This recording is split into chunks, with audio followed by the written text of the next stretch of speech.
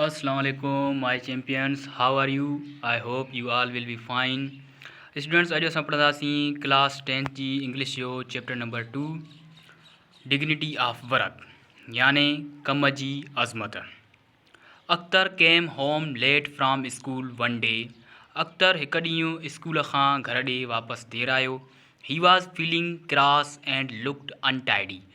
हू चिड़चिड़ो महसूसु करे रहियो हो ऐं गदलो नज़र अचे पियो। वेन हिज मदर आस्क्ड हिम the reason he did not answer. जॾहिं हुन जी माउ सबबु पुछो हुन खां, मतिलबु त पुछेसि त तूं छाजे लाइ चिड़चिड़ो आहे, छाजे लाइ गदलो थियो आहे। ही डिड नॉट आंसर, हुन जवाबु न ॾिनो। Everybody was surprise to find him so cross. हर कोई तजुब में अची वियो हुन खे एतिरो चिड़चिड़ो ॾिसी करे। अच्छा, हिते जेको लफ़्ज़ फाइंड इस्तेमालु कयो वियो आहे, हूअं फाइंड जी लफ़्ज़ी माना जेकॾहिं असां ॾिसूं त फाइंड चइबो आहे ॻोल्हण खे, पर हिते फाइंड मतिलबु आहे सी। ठीकु आहे, ईअं असां चई था सघूं त everybody was surprised to see him so cross. ठीकु आहे, यानी हर कोई हुन खे एतिरो चिड़चिड़ो ॾिसी करे तजुब में पइजी वियो। As the family sat down to lunch, the children's favourite uncle mister Inayat came to visit them. जीअं ई ख़ानदान हेठि वेठो मंझंदि जी मानी खाइण जे लाइ ॿारनि जो पसंदीदा चाचो, मतिलबु जंहिंखे हू वधीक लाइक कंदा हुआ, मिस्टर इनायत आयो हुननि ॾांहुं घुमणु। The children were very happy to see him because he had been to many countries and always told them interesting stories. ॿार हुन खे ॾिसी करे तमामु ख़ुशि थिया, छाकाणि त हू हुन घुमिया हुआ केतिरा ई मुल्क ऐं हमेशह हू हुननि खे ॿुधाईंदो हो दिलचस्प कहाणियूं। Akhtar's sister Rukhsana told Uncle Inayat that Akhtar had come home unhappy. Akhtar जी भेण रुखसाना ॿुधायो चाचे इनायत खे त अख्तर घर वापसि उदास थी आयो। Uncle Inayat looked at him and asked हिम व्हाट हैड हैपेंड। अंकल इनायत हुन ॾिठो ऐं हुन खां पुछो त छा थियो हो। Akhtar: uncle we are having a social service week at school. चाचा, असीं मल्हाए रहिया आहियूं सोशल सर्विस वारो मतिलबु समाजी ख़िदमत वारो हफ़्तो स्कूल में। अच्छा, हिते जेको हैविंग आहे, हिते हैविंग जो मतिलबु आहे सेलिब्रेटिंग। ठीकु आहे, क्लियर आहे, okay. So we all have to do the work of servants and gardeners. चए थो त uncle we are having a social service week at school, so we all have to do the work of servants and gardeners. चाचा, असीं मल्हाए रहिया आहियूं समाजी ख़िदमत जो हफ़्तो स्कूल में, उन जे करे असां सभिनी खे नौकरनि ऐं मालियुनि जो कमु करिणो आहे। Today the teacher made me dust the cupboards and desk. अॼु उस्ताद मूंखां साफ़ कराई मिटी कबटनि ऐं डेस्कनि जी। Uncle, is it work that makes you cross. छा इहो ई कमु आहे जेको तोखे चिड़चिड़ो बणाए थो, मतिलबु जेको चिड़ाक बणाए थो, चिड़चिड़ो बणाए थो, छा इहो ई कमु आहे। Akhtar: should I not be cross if I am made to work like a servant. छा मूंखे चिड़चिड़ो न थियणु घुरिजे जेकॾहिं मूंखे नौकरनि जीअं मूंखां कमु करायो थो वञे। Uncle: did your teacher do anything himself. छा तुंहिंजे उस्ताद बि कुझु पाण कयो। Akhtar: yes he did. हा, हुन कयो। After taking out the desks and chairs, the teacher swept the room and emptied the dustbins. मेज़ूं ऐं कुर्सियूं ॿाहिरि कढण खां पोइ उस्ताद ॿुहारी ॾिनी कमरे खे ऐं ख़ाली कया डस्टबिन, यानी गंद कचिरे वारा दॿा ख़ाली कया। Even the headmaster cleaned the bathroom which made us all feel ashamed. जॾहिं त जेको असांजो हेडमास्टर हुयो उन बि बाथरूम साफ़ कया जंहिं असां सभिनी खे तमामु शर्मिंदा कयो। Uncle, is it a matter of shame to clean what we make dirty. छा इहो शर्मिंदा थियण जी ॻाल्हि आहे त जेको असां मेरो कयूं था उनखे साफ़ु करणु शर्मिंदा थियण वारी ॻाल्हि आहे। Uncle, is it a matter of shame to clean what we make dirty. छा असां जंहिं शइ खे ख़राबु कयूं था उनखे साफ़ु करणु शर्मिंदो थियण वारी ॻाल्हि आहे। अंकल थो चए अख्तर खे, ठीकु आहे। अख्तर, हाणे अख्तर थो रिप्लाई ॾिए, but think of a gentleman cleaning the bathroom, पर थोरो सोचियो त हिकिड़ो शरीफ़ माण्हू साफ़ु करे रहियो आहे bathroom. Should not the sweeper do it, छा इहो ॿुहारी वारो नथो करे सघे? Uncle, is the sweeper not a human being, छा जेको ॿुहारी वारो आहे उहो इंसान न आहे? Akhtar softly, yes he is. हाणे अख्तर नरम लहजे में थो चए, नरमाई सां थो चए त हा हू आहे। Uncle, are not our servants human beings like us, हाणे अंकल थो चए अख्तर खे त छा असांजा नौकर इंसान न आहिनि असां जीअं? Akhtar, I should say they are, मूंखे चवणु घुरिजे त उहे आहिनि। Uncle, then we should treat them as we treat ourselves and should always be ready to do some of the chores that we ask them to do for us, पोइ असांखे घुरिजे त असां उन्हनि सां अहिड़ो ई सलूक कयूं जहिड़ो असां पंहिंजो पाण सां कयूं था, ऐं असांखे घुरिजे त असां हमेशह तयारु रहूं कुझु नंढनि कमनि करण जे लाइ जेके असांजे लाइ हुननि खे चऊं था। मतिलबु जेके असीं नंढा नंढा कम हुननि खां करायूं था पंहिंजे लाइ, उहे नंढा कम करण जे लाइ असांखे बि तयारु रहणु घुरिजे। अंकल थो चए अख्तर खे, ठीकु आहे। Akhtar, but it looks so odd, पर इहो त तमामु अजीब थो लॻे। Uncle, yes perhaps it does, हा शायदि ईअं लॻे थो। However this is because we have forgotten the noble example of our last holy prophet सल्लल्लाहु अलैहि वसल्लम वसल्लम, जॾहिं त इहो इन करे जो असां विसारे छॾियो आहे अज़ीम मिसाल असांजे पाक पैगम्बर सल्लल्लाहु अलैहि वसल्लम जो। He would never ask anyone to do anything that he himself would not do, ही कॾहिं बि कंहिंखे काई उहा शइ न चवंदो हो करण जे लाइ जेका ही पंहिंजो पाण न करे सघंदो हो। He loved doing work for himself and for others, हुनखे पंहिंजो पाण जे लाइ ऐं ॿियनि जे लाइ कमु करणु पसंदि हूंदो हो। ही रिपेयर्ड हिज ओन शूज़, मेंडेड एंड वॉश्ड हिज क्लॉथ्स एंड स्वेप्ड हिज रूम, ही पंहिंजा बूट मरमत कंदो हो ऐं उन्हनि खे बहितर बणाईंदो हो, पंहिंजा कपिड़ा धोअंदो हो ऐं पंहिंजो कमिरो साफ़ु कंदो हो, पंहिंजे कमरे खे ॿुहारी ॾींदो हो। When the mosque was being built in Medina, he carried mud and building material just like all others. जॾहिं मदीने में मास्क यानी मस्जिद तयारु पई थिए, हिन खई मिटी ऐं तामीर करण वारो सामान ॿियनि सभिनी जीअं। During the Battle of the Khandaq, he joined his companions in digging the trench outside Medina. खंदक जी जंग दौरान ही शामिल थियो पंहिंजे साथियुनि सां मदीने खां ॿाहिरि खॾ खोटण में।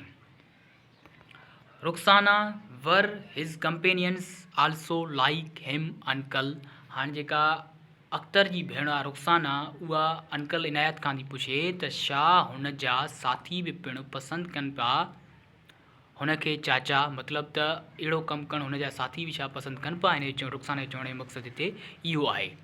अंकल रिप्लाई थो ॾिएसि, येस रुखसाना, हज़रत अबू बकर रज़ी अल्लाह ताला अन्हु not only did his own work but he also fetched water for widows and neighbors who were very old and had no one to do the work for them. हा रुखसाना, हज़रत अबू बकर रज़ी अल्लाह ताला अन्हु न सिर्फ़ु पंहिंजो कमु कंदो हो पर हू भरे आणींदो हो पाणी बेवाउनि जे लाइ ऐं अहिड़नि पाड़ेसरनि जे लाइ जिन जो को बि न हूंदो हो जेके but he also fetched water for widows and neighbours हू वर वेरी ओल्ड, ही पर ही भरे ईंदो हो पाणी कंहिंजे लाइ? बेवाउनि जे लाइ ऐं पाड़ेसरनि जे लाइ जेके ज़ईफ़ हूंदा and had no one to do the work for them, ऐं हुननि जो कमु करण जे लाइ कोई बि न हूंदो। ठीकु आहे। वंस हज़रत उमर रज़ी अल्लाह ताला अन्हु carried a large sack of flour for a needy family on his shoulders. हिकु दफ़ो हज़रत उमर रज़ी अल्लाह ताला अन्हु खईं हिकिड़ी वॾी अटे जी ॿोरी हिकिड़े ज़रूरतमंद ख़ानदान जे लाइ पंहिंजे कुल्हनि ते। हज़रत अली रज़ी अल्लाह ताला अन्हु labored in the garden of a Jew and gave away his wages in charity. हज़रत अली रज़ी अल्लाह ताला अन मज़दूरी कई हिकिड़े यहूदी जे बाग़ में ऐं ॾेई छॾी पंहिंजी पघार ख़ैरात में। Rukhsana, I am sure there must be many such other examples in our history. हाणे रुखसाना थी चए त मूंखे यकीन आहे त अहिड़ा केतिरा ई मिसाल हूंदा असांजी तारीख़ में। Uncle, you are right Rukhsana. Hazrat Fatima fetched water, ground corn and swept the house. तूं बिल्कुलु ठीकु आहीं रुखसाना। हज़रत फातिमा भरींदी पाणी, पीहींदी अटो ऐं ॿुहारी ॾींदी घर खे। Caliph Umar bin Abdul Aziz refused to hire a servant to help his wife. ख़लीफ़ो उमर बिन अब्दुल अज़ीज़ इनकार कयो पंहिंजी ज़ाल जी मदद करण जे लाइ नौकर रखण खां। At the table caliph Mamun Rashid served himself and हिज गेस्टिस। टेबल ते यानी डाइनिंग टेबल ते ख़लीफ़ो मामून रशीद पंहिंजी ऐं पंहिंजे महिमाननि जी ख़िदमत पाण कंदो हो, पाण सर्व कंदो हो टेबल ते, मतिलबु मानी दानी वग़ैरह ॾियणु, इहो हर शइ हो पाण कंदो हो। महिमान हुन जा ईंदा त नौकर वग़ैरह हू न रखंदो, उन्हनि जी सर्व करण जे लाइ, उन्हनि जी ख़िदमत करण जे लाइ पाण उन्हनि जी ख़िदमत कंदो, पाण उन्हनि खे मानी वग़ैरह खणी ॾींदो हो। ठीकु आहे। सुल्तान नसीरुद्दीन अर्नड हिज लिविंग बाय मेकिंग कैप्स। सुल्तान नसीरुद्दीन टोपियूं ठाहिण जे ज़रिए कमाईंदो ऐं पंहिंजो गुज़र बसर कंदो हो, मतिलबु टोपियूं ठाहे करे पंहिंजो गुज़रान कंदो हो। And emperor Aurangzeb by transcribing the holy Quran. ऐं शहनशाह औरंगज़ेब पाक क़ुरान जी नकुल करण जे ज़रिए, मतिलबु त क़ुरान जूं कापियूं ठाहींदो हो, क़ुरान जूं कापियूं ठाहे करे उहे खपाईंदो, अहिड़ी तरह पंहिंजो गुज़र बसर कंदो हो। Akhtar, but uncle all these are stories of past. चाचा, पर इहे सभु माज़ी जूं कहाणियूं आहिनि। Rukhsana, I guess it is not a matter of past or present. मुंहिंजो गुमान इहो आहे, मुंहिंजो ख़्यालु इहो आहे त इहो ज़रूरी न आहे त इहे गुज़िरियल वक़्त जूं ॻाल्हियूं आहिनि या हलंदड़ वक़्त जूं ॻाल्हियूं आहिनि। रुखसाना थी चए। ठीकु आहे। Recently I read in a news paper the story of a business tycoon who does not have servants for doing his work. हाणे ई मतिलबु त कुझु ॾींहं अॻु में मां पढ़ियो हो अख़बार में हिकिड़े वॾे कामयाब बिज़नेसमैन जी, कामयाब हिकिड़े बिज़नेस वारे माण्हूअ जी कहाणी, जेको न रखंदो आहे, जंहिं वटि न आहिनि नौकर हुनजो कमु करण जे लाइ। He does all the work himself. हू सॼो कमु पंहिंजो पाण कंदो आहे। अच्छा, हिते अचे थो वञे बिज़नेस टाइकून। टाइकून चइबो आहे हिकिड़े कामयाब बिज़नेसमैन खे, हिकिड़ो फेमस बिज़नेसमैन खे टाइकून चइबो आहे। ठीकु आहे। जीअं इलान मस्क थी वियो, ठीकु आहे, ऐं उन खां अलावा गिलबेट्स थी वियो, इहे हिकिड़ा बिज़नेस टाइकून आहिनि, मतिलबु कामयाब बिज़नेसमैन। ठीकु आहे। Uncle, precisely it is normal practice in all developed countries even today. हाणे चाचो थो चए प्रीसाइसली यानी बाक़ाइदगी सां, इहा हिकिड़ी इहो हिकिड़ो मतिलबु आम ॻाल्हि आहे सभिनी तरक़ी याफ़्ता मुल्कनि में, हिकिड़ी आम प्रैक्टिस आहे यानी आम ॻाल्हि आहे सभिनी तरक़ी याफ़्ता मुल्कनि में अॼु बि, मतिलबु त जेके बि तरक़ी याफ़्ता मुल्कनि आहिनि उन्हनि में अॼु बि माण्हू पंहिंजो कमु पाण था कनि, सर्वेंट नथा रखनि। ठीकु आहे। They understand and appreciate the dignity of work. उहे कम जी अज़मत जो क़दुरु कनि था ऐं उनखे सम्झनि था। While we have forgotten it. जॾहिं त असां उनखे विसारे छॾियो आहे। In China everybody has to spend some time each year working in the fields or in a factory. China में हर कंहिंखे कुझु वक़्तु गुज़ारणो हूंदो आहे, हर साल ॿनी में कमु कंदे या फैक्ट्री में। Even the Prime Minister and his wife do this work। जॾहिं त जेको वज़ीर आज़म आहे चाइना जो, जेको प्राइम मिनिस्टर आहे, उहो ऐं उनजी ज़ाल बि इहो कमु कनि था। They believe that everyone ought to work। उन्हनि जो इहो अक़ीदो आहे, उहे इन ॻाल्हि खे तरजीह ॾियनि था त हर कंहिंखे कमु करणु घुरिजे। Hence no wonder they are making such quick progress। उन्हीअ करे इन में कोई बि शक न आहे त उहे एतिरी जल्दी तरक़ी कनि था। ठीकु आहे। Hence no wonder means in में कोई बि शक न आहे। ठीकु आहे। Is it clear? Akhtar, well China is a different type of country. China हिकिड़ो मुख़्तलिफ़ क़िस्म जो मुल्क आहे। अच्छा, हिते जेको वेल आहे न, इहो हिकिड़ो एडवर्ब आहे। ठीकु आहे। इहो हिकिड़ो हिते सेंटेंस खे इंट्रोड्यूस थो कराए, वधीक इन का हिते मीनिंग न आहे। ठीकु आहे। Uncle agreed but what about the USA? हाणे अंकल थो चए त मां हिन ॻाल्हि खे मञां थो, पर USA बाबति छा ख़्यालु आहे? अच्छा, USA चइबो आहे यूनाइटेड स्टेट्स ऑफ अमेरिका खे। हिन में 5 रियासतूं अची थियूं वञनि USA में, ठीकु आहे। हाणे चए थो but what about the USA? Uncle थो चए त USA बाबति छा ख़्यालु आहे, मतिलबु USA बाबति तूं छा थो सोचें? There I once stayed with a high government official as a guest. उते मां हिकिड़ो दफ़ो हिकिड़े वॾे गवर्नमेंट जे मुलाज़िम सां महिमान तौरु रहियो हुउमि। His son who was just as old as you are. हुन जी पुट जी तक़रीबन एतिरी उमिरि ई जेतिरी तुंहिंजी आहे। Went out early in the morning to deliver newspaper. सुबुह जो सवेर वेंदो हो ॿाहिरि अख़बारूं खपाइण जे लाइ। I asked him why he did so. मां हुन खां पुछियुमि त तूं छाजे लाइ ईअं करे थो, मतिलबु त हुनजो हिकिड़ो वॾो ऑफिसर हो, हुन वटि पैसनि जी त कमी न हुई, पोइ छाजे लाइ हू ईअं करे पोइ? अंकल पुछो हुन खां। He said it was simply because he wished to be independent. हुन चयो त इहो फ़क़ति इन जे लाइ छो जो हू आज़ादु, हुनजी ख़्वाहिश आहे त हू आज़ादु हुजे, आज़ादु थिए। मतिलबु त इंडिपेंडेंट जो हिते मतिलबु आहे त माना हू पंहिंजे मालिकनि जे आॾो हथु न फैलाए ख़र्ची वठण जे लाइ, या छा हू आज़ादु थियणु पियो चाहे, इन करे हू अख़बारूं खपाईंदो, जीअं हू पंहिंजो ख़र्चु पाण कढी सघे। हू मालिकनि ते डिपेंडेंट न पियो थियणु चाहे, हू इंडिपेंडेंट पियो थियणु चाहे, ठीकु आहे। One day when he was ill, his father went out to deliver the papers so that his son would not lose his customers. हिकु ॾींहुं जॾहिं हू बीमार थी पियो, हुनजो पीउ ॿाहिरि वियो अख़बारूं खपाइण जे लाइ, त जीअं हुनजो पुटु ज़ाया न करे पंहिंजा ग्राहक। मतिलबु जेकॾहिं हुनजो पीउ अख़बारूं खपाइण न वञे हा त ॿियो को अख़बारुनि वारो अची हिन ग्राहकनि खे अख़बारूं ॾेई वञे हा, ऐं ॿीहर लाइ उहे हुनजा ग्राहक थी वञनि हा। इन करे हुनजो पीउ सिंपली वियो त जीअं हुनजा ग्राहक ज़ाया न थियनि, ठीकु आहे। Once the president's son took the job of whitewashing rooms in a hotel. हिकु दफ़ो सदर जे पुटु नौकिरी वरिती सफ़ाई जी होटल जे कमरे में। अच्छा, हिते जेको वाइट वॉशिंग आहे न, इन जो मतिलबु आहे क्लीन, ठीकु आहे, मतिलबु साफ़ु करणु, पोची करणु, ठीकु आहे। आसान लफ़्ज़नि में तव्हांखे ॿुधायां त पोची करणु, वाइट वॉशिंग मतिलबु पोची करणु, साफ़ु करणु। Rukhsana well this is indeed very inspiring. हा, इहो हक़ीक़त में तमामु मुतासिर कंदड़ आहे uncle. In fact in many countries today people doing all kinds of jobs are respected and treated equally.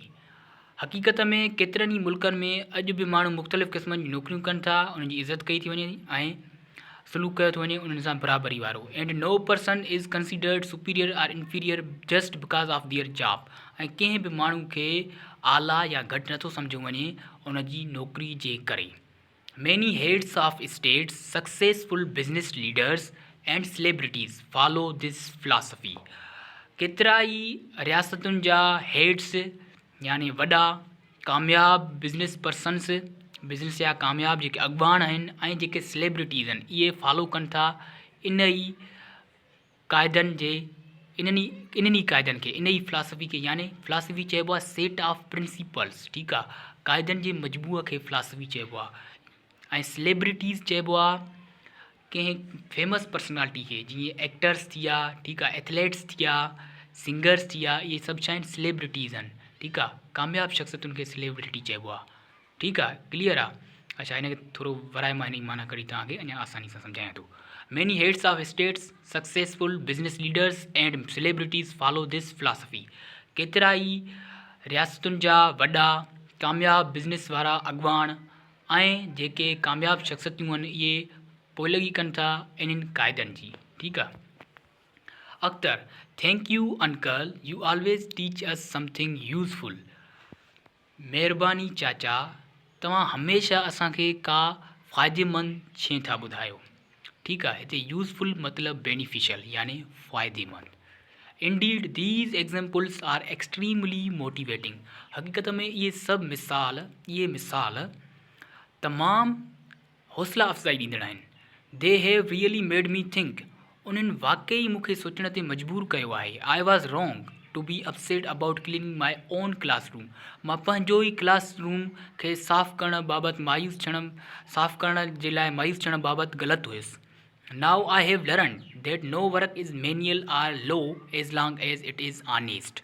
हाणे मां सम्झी वियो आहियां, इहो सिखी वियो आहियां त को बि कमु मामूली या घटि न आहे जेसि ताईं उहो ईमानदारी सां कजे। And all workers should be respected without discrimination. ऐं सभिनी कमु कंदड़नि जी इज़त करणु घुरिजे बग़ैर सुञाणप जे, बग़ैर तअसुब जे। आई विल मतिलबु त इहो न सुञाणिजे त हे वॾो ऑफिसर आहे त हिन जी इज़त ज़्यादा कयूं, ठीकु आहे, हे नंढो ऑफिसर आहे त हिन जी इज़त कुझु घटि कयूं, हे सर्वेंट आहे हिन जी इज़त कुझु घटि कयूं। असांखे सभिनी जी इक्वली रिस्पेक्ट करणु घुरिजे, सभिनी कमु कंदड़नि जी। I will now never feel ashamed of doing anything, even if it means doing cleaning work or sweeping the floor.